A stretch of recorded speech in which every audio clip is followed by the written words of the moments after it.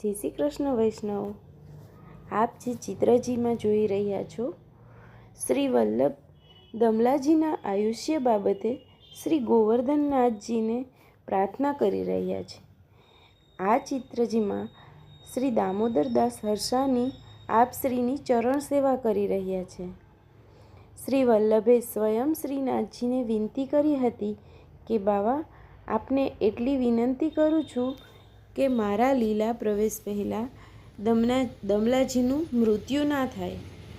એનું મુખ્ય કારણ શ્રી વલ્લભે પુષ્ટિમાર્ગનું સિદ્ધાંત રહસ્ય ગ્રંથ, જે ગ્રંથમાં શ્રી વલ્લભની જે ચિંતા દેવીજીઓ માટે હતી તે દૂર કરવા શ્રાવણ સુદ એકાદશીએ ઠકરાણી ઘાટ પાસે મધ્યરાત્રિએ પ્રભુએ પ્રગટ થઈ ને શ્રી વલ્લભને દેવીજીઓને શરણે આવે તેમને બ્રહ્મસંબંધ આપવાની આજ્ઞા કરી હતી.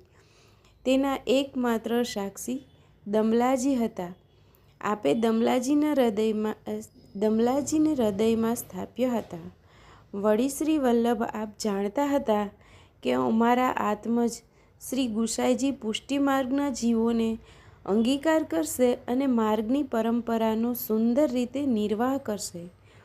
પરંતુ આપની તથા આત્મજ શ્રી ગુસાઈજીની વચ્ચે વયનું અંતર અધિક રહેવાનું હોય આપના તથા શ્રી ગુસાઈજીના સેતુરૂપ દમલાજીનું વરણ આપે કર્યું છે.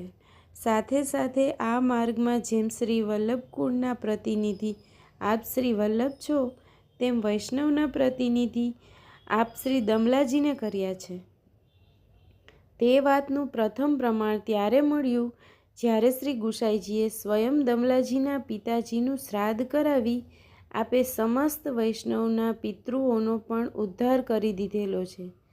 શ્રી વલ્લભે પ્રથમ બ્રહ્મસંબંધ દમલાજીને આપ્યો હતો ત્યારે જ આપે શ્રી મુખે વાણી ઉચ્ચારી હતી કે દમલા, ये मार्ग मैंने तेरे लिए प्रगट कियो है, એટલે દેવી જીવો માટે પ્રગટ કર્યો છે.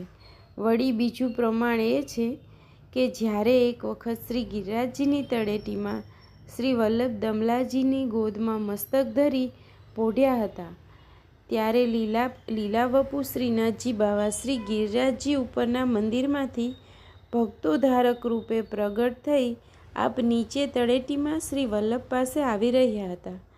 ત્યારે આપના ચરણોમાં નૂપુરના રૂમઝૂમ અવાજ સાથે ડગલા માંડતા જ્યાં શ્રી વલ્લભ પોઢેલા ત્યાંથી થોડે દૂર સુધી તો પધાર્યા, પરંતુ દમલાજીએ શ્રી વલ્લભની નિંદ્રામાં ખલેલ ના પડે તે ભાવ સાથે શ્રી ઠાકોરજીને ત્યાં જ ઠાળા રહેવા સંકેત માત્રથી ઈશારો કરી દીધો. તેથી પ્રભુ પણ ચૂપચાપ ક્યાંય સુધી ત્યાં ઠાળા રહ્યા.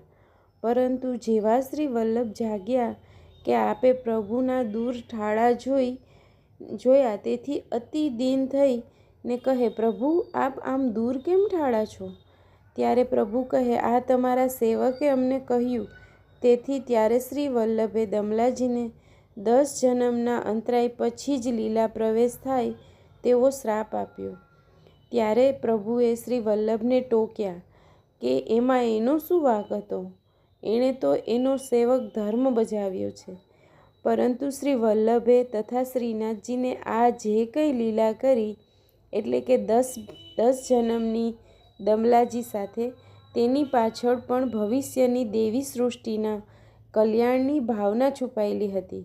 આ દમલાજી આજે પણ વૈષ્ણવના હૃદયમાં આવેશ રૂપે પ્રગટી ઘણા સંકેત કરી જાય છે.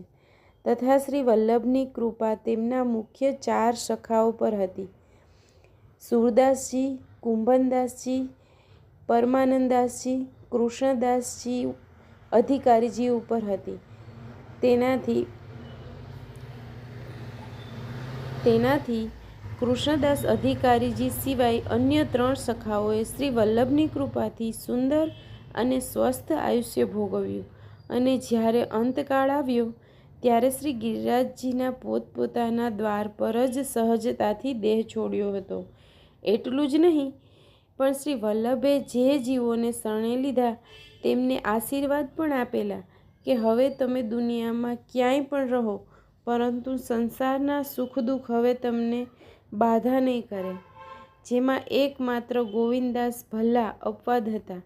આવી કૃપા શ્રી વલ્લભ વિના કોણ કરી શકે? શ્રી વલ્લભાતીશ કી છે.